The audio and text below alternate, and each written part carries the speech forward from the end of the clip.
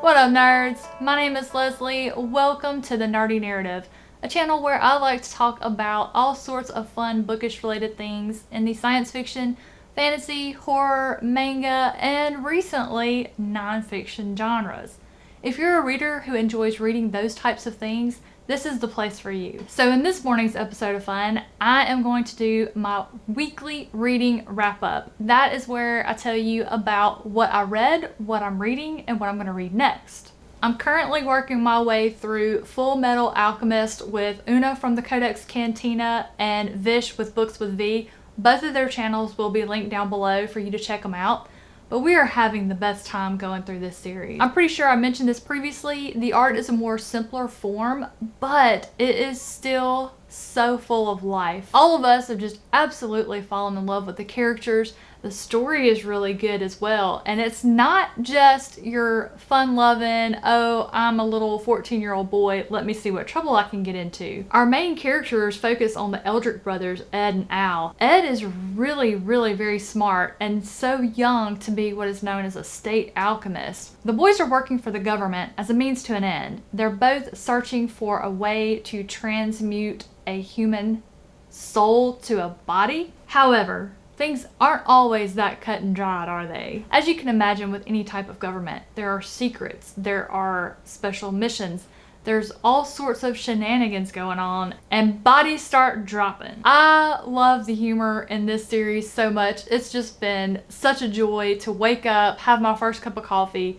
pick up one of these volumes, enjoy it, and then go and gush over it with Vish and Una. As of filming today, we've made it through the first 10 volumes. I believe there are only 27, so I imagine things are about to start getting really crazy in the next few volumes. I can't wait to check it out. Okay, so next up on what I read, I finished The Dragon Republic by R.F. Kuang, the sequel to The Poppy War. Absolutely enjoyed this book. It was a much faster read for me than The Poppy War was. The Poppy War was fantastic, but there were about 3 times in that narrative where it just got bogged down with the way the author incorporated the real life history of what happened, the events that she based this on. If she had found a way to write that history in her writing style, it would have been easier to digest. But when you just hit me with just a whole bunch of information, just factual information, it just kind of causes me to disconnect and not be that eager to pick it up. And I know that there are ways that this kind of information can be written entertainingly, because I'm discovering that in Romantic Outlaws, which I'll pick up here in a minute. But I want to get more in depth with you guys about my feelings on it, so I will do a review that'll show up later this week if you're interested. Great, strong sequel in this series. I'm absolutely dying to get my hands on The Burning God. So that takes care of what I read. Let's talk about what I'm still currently reading. I'm still working on Romantic Outlaws by Charlotte Gordon. It is on the lives of Mary Wollstonecraft and Mary Shelley. I'm halfway through. I think I reached chapter 20 this morning. It is so interesting, and it's nonfiction, but the author put together the story of these 2 women's lives and just enriched it and enhanced it. It is amazing. This book reads like a historical fiction. I can't wait to talk about it with some other people who've read it, because I can't tell if it's just the lives of these 2 women were so interesting, or the author just had the amazing ability to bring these 2 ladies to life. I just continue to be amazed. The beliefs and ideals these women had in the late 1700s and early 1800s, the movements that they attempted to get started, are still things that are important to us today. I just love how they form a network with the other greats of the time. They meet with each other, they write letters, they go and visit each other and stay with each other for a couple of months at a time.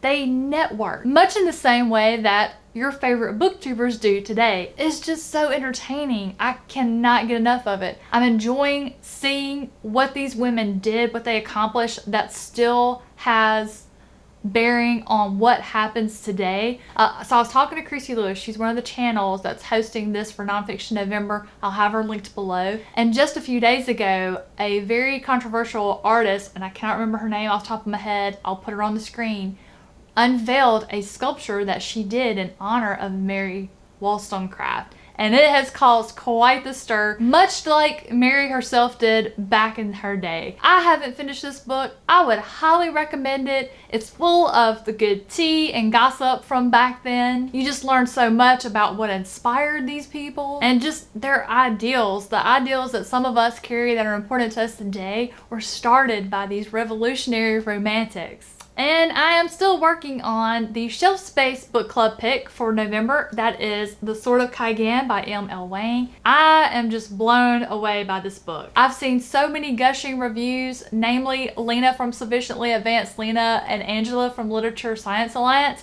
I thought I had a really good idea of what I was in for. Man, this thing just hits you some kind of way. So my two favorite characters right now are Mamoru and Misaki, a son and his mother. So you meet them in present day, but then the author takes you in the past to learn more about the mother, Misaki. And I wasn't ready for that. I was not prepared. I had no idea. I literally just didn't see it coming. But the way that Wang develops them and fleshes them out for you is just masterful. It's fantastic. I love it. So many people have compared it to anime and manga. I should have known that I was going to be head over heels for this book. I just still wasn't expecting it. It's such a delight when you read a book and you just get, like, I'm not even that far in. I think I've read 7 chapters and I am just smitten. I'm looking forward to spending some more time with it. I am dividing my time between it and Rhythm of War by Brandon Sanderson. I'm currently about 15% of the way through. I just haven't been able to get enough chunks of my time carved out to spend in this book yet. I'm hoping to just immerse over the weekend and get a pretty good bit of it knocked out. Brandon Sanderson just didn't even wait. He came out swinging in the prologue. I just continue to be amazed at how masterful that this man is when he writes these books. I've already been learning so much. So a year has passed between Oathbringer and the events that are taking place in Rhythm of War. And already there's so much going on. My heartstrings are being tugged.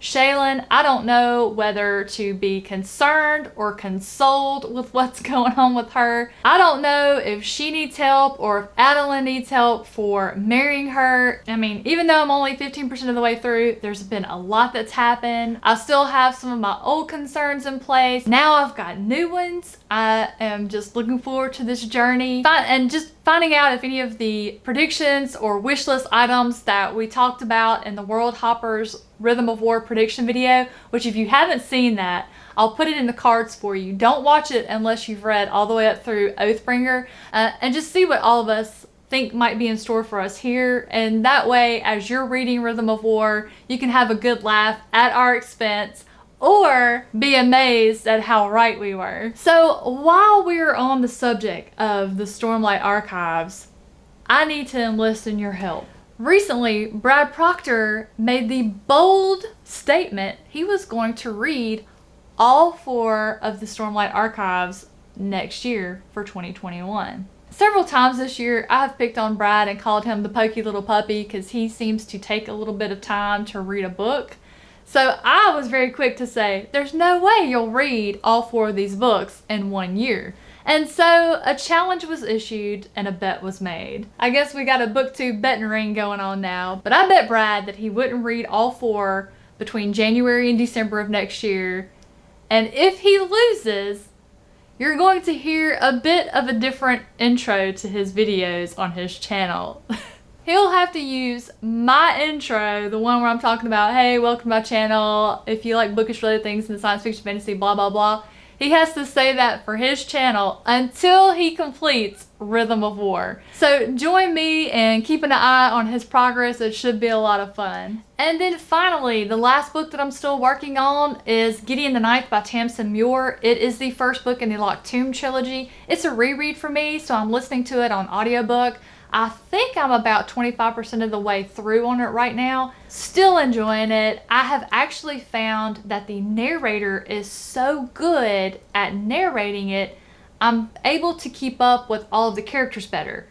When I read the book, there's so many characters and they each have like several names. So they'll either go by their given name or they would go by their house name. So like you have Gideon the Ninth, Hera Hark the Ninth, Hera Hark, Nona Gesimus. Sometimes they would just call him the Ninth Cavalier or the Ninth Adept, and you get confused because there's 9 houses. I did spend a fair chunk of time confused when I read the book the first time, but the narrator is just absolutely amazing. She voices each one of these characters in a different tone, and it just matches their description. So I'm actually able to differentiate between the characters much easier. So I'm really enjoying the reread as an audiobook. And so that wraps up everything that I've read and what I'm currently reading. So what's on deck? So Rhythm of War is definitely my main focused read, but I am still making sure I spend a little time in the Sword of Cain every day. Once I finish the Sword of Cain, I'm going to be digging into Jade City by Fonda Lee.